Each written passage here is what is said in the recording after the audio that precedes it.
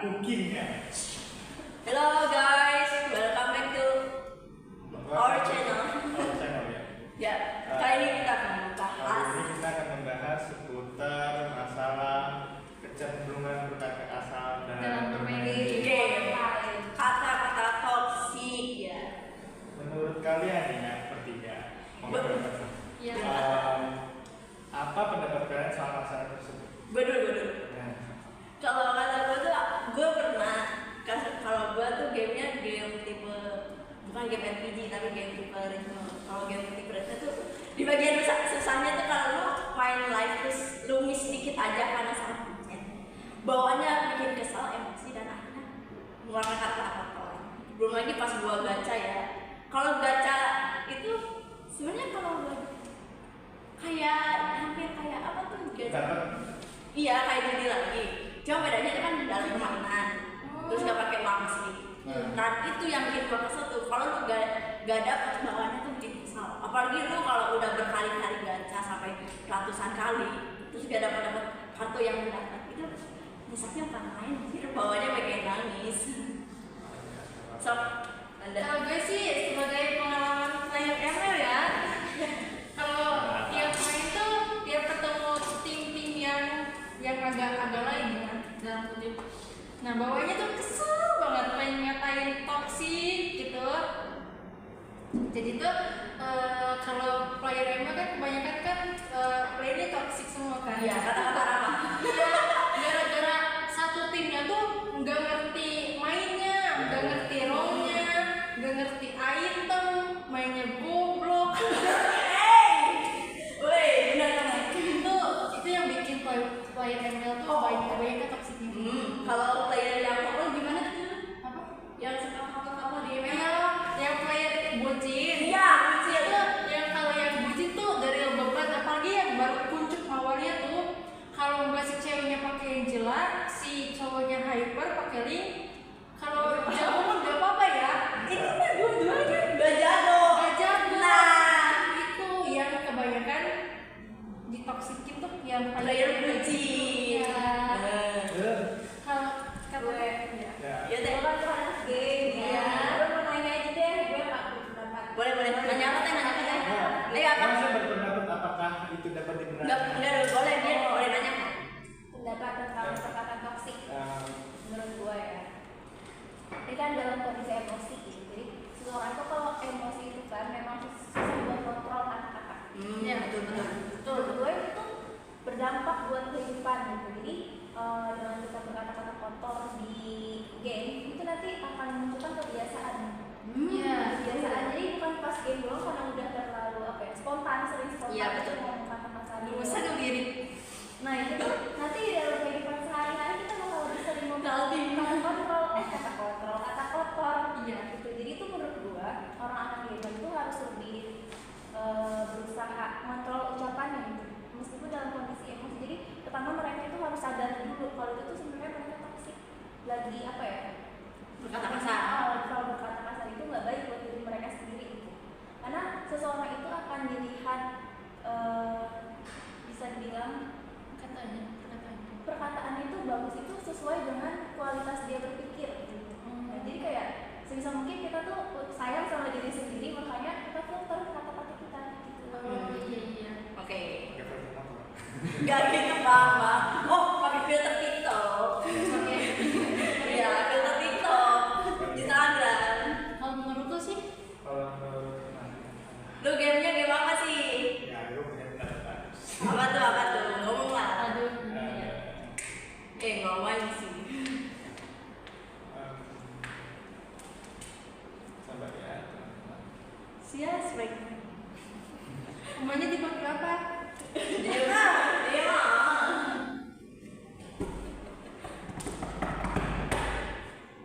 Apa ya? Itu emang gak apa-apa DJ-nya lah. Gak apa-apa. Tidak apa-apa. Oke. Gak sedih deh langsung. Enggak, biasanya kalau podcast gak dikat langsung live.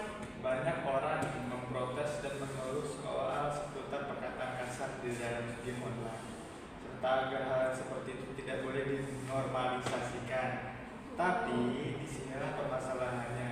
Ini bukan lagi sekedar kenormalan, tapi tapi telah menjadi budaya. Nah, Salah satu esensi terbesar dari game online adalah kebebasan berekspresi.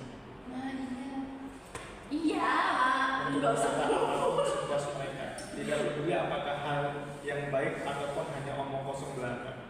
Fakta bahwa developer game membuat fitur yang dinamakan mute chat membuktikan bahwa mereka mengetahui bahwa ada sebagian pemain yang tidak senang dengan hal tersebut. Ini juga membuktikan bahwa developer mengetahui bahwa tidak ada cara untuk menghilangkan hal itu. Beberapa developer juga membatasi kebebasan tersebut, namun selalu berujung kepada protes karena sebagian pemain menginginkan kebebasan. Jika Anda tersinggung karena risiko yang ditimbulkan oleh game tersebut seperti toxic itu tadi, itu adalah risiko yang Anda harus tanggung. Nah, lu ini yang di bahasa Inggris itu bukan sih yang lu punya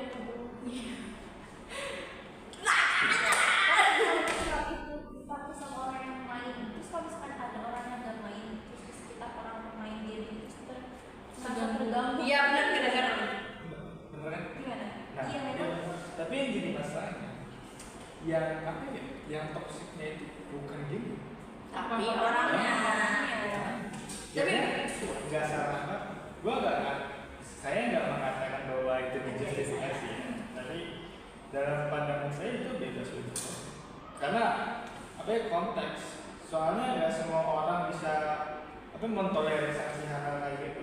Tapi kalau lu pernah lihat lu pernah nggak sih dari fandom gamenya pernah lihat sisinya? Nah, gue tuh pernah nemu ada orang dari fandom game apa tuh dia pernah cerita kalau dia tuh sebenarnya main game itu sama berkata-kata toksik itu buat dia ngelampiasin emosi dia karena dia tuh habis kerja capek dan dia tuh butuh kayak hiburan dari game itu. Cuman dari game itu yang membuat dia stres karena kalah, karena tidak suka ekspresi dari permainan yang dia harapkan, dan dia akhirnya melampiaskan emosinya itu ke dalam game tersebut dengan berkata kasar.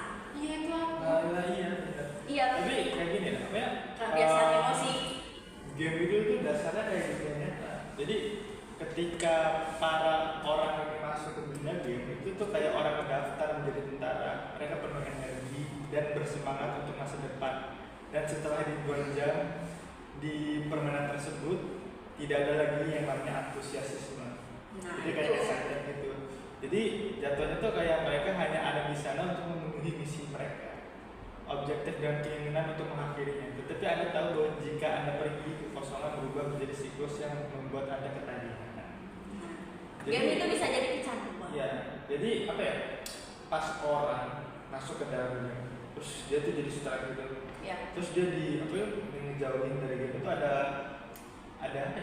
Kayak suatu paradoks di mana alih-alih dia tuh jadi ngejauh, dia tuh jadi malah dekat. Soalnya game itu berubah jadi yang tadinya menyenangkan, bukan? Oh, Kayak cuman waktu luang jadi bagian dari kehidupan. iya betul. Nah iya benar. Betul, soalnya gue juga pernah ngalamin dari game MMORPG. Awalnya itu gue cuma kayak iseng-iseng kayak ngejelajahin terus buat lawan-lawan monster doang. Cuma karena bergantungan dari level monster sama level player gue di game tersebut yang beda jauh, gue akhirnya jadinya fokus latih level up si karakter yang gue mainin dan buat lawan monster yang lebih aku, bos monsternya juga banyakin itemnya. Cuman di bagian situ, lu semakin lu incer misinya, lu semakin kayak merasa makin jenuh sama game itu. Jadi bawaannya tuh bukan lu seneng, bawaannya tuh lu kayak ini sama aja lu kayak kerja di dunia game, bukan buat lu senang-senang di dalam dunia game tersebut. Ya, kamu pernah itu nggak ngerasa kayak gitu? Maksudnya lihat ML tuh udah kayak game lagi, tapi kayak rutinitas yang wajib. Iya dulu kan kalau main itu kan sebatas cuma manggil doang. Nah, tapi semenjak masuk lebih grade lebih tinggi, iya. Jadi kan si lawannya tuh makin susah. Nah jadi tuh aku tuh pengennya makin meningkatin level up. Iya level up aku. Jadi sering latihan, sering belajar hero, sering belajar item juga. Jadi tiap hari tuh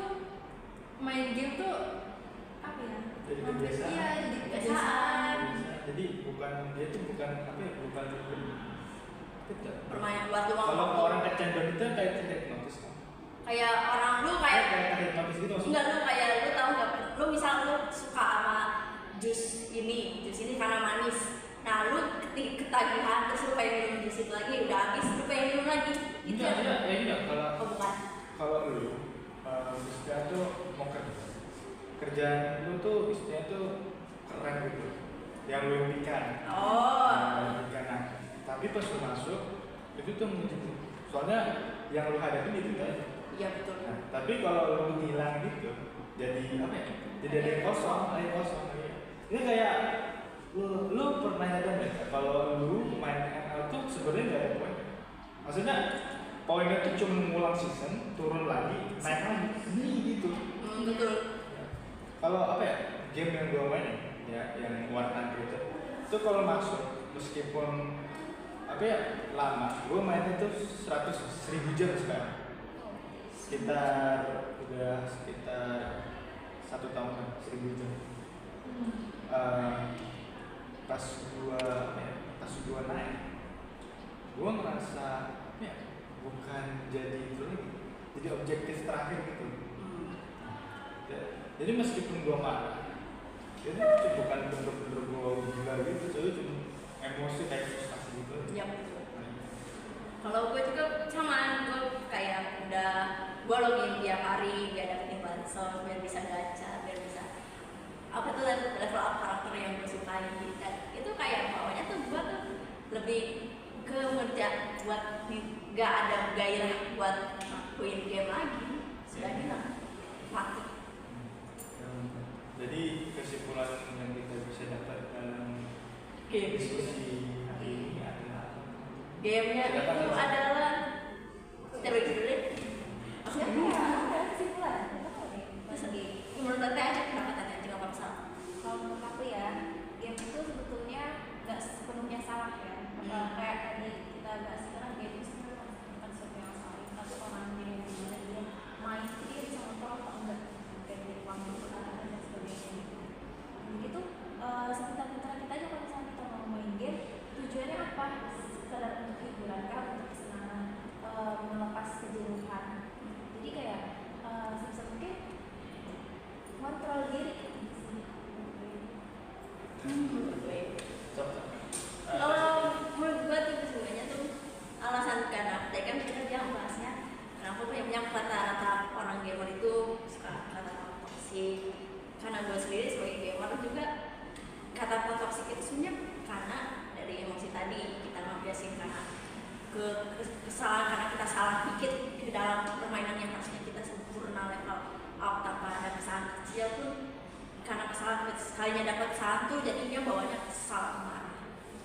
Dan kalaupun untuk itu masalahnya balik ke individunya masing-masing, karena beda tiap individu itu beda caranya.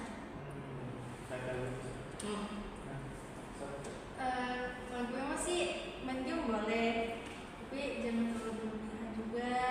Tahu waktu kurangin toksik lah, gitu. Ada dapat dilihat ya bahwa saat game itu telah berubah menjadi sesuatu yang menyenangkan, berubah menjadi rutinitas yang sehari-hari. Ini nih ya gak bisa dikatakan salah juga ya. Meskipun benar bahwa banyak orang yang tergantung dengan game, tapi kan itu bukan hanya semata-mata ketergantungan, pun banyak orang yang kerja juga di game. ya betul, joki-joki. Joki juga. Nah tapi apa ya? Gua nggak pandang kata-kata kotor itu baik atau buruk soalnya sebenarnya, karena kata-kata itu nggak netral, jahat gitu. Konteks. Pas mereka ngomong kata-kata kasar itu nggak ditunjukkan pada siapa. Nah, misalnya lu ngomong bangsa, gak ada subjeknya, gak ada apa, dan gak ada berhubungan dengan topik yang lain. Cuma ngomong spontan, udah gitu. Jadi kata-kata jadi meaningless, nggak ada arti. Tidak ada. Ya. Sekian dari Sekian dari kami semua. Kurang Kurang lebihnya mohon maaf. Terima kasih telah menonton video ini. Assalamualaikum warahmatullahi wabarakatuh.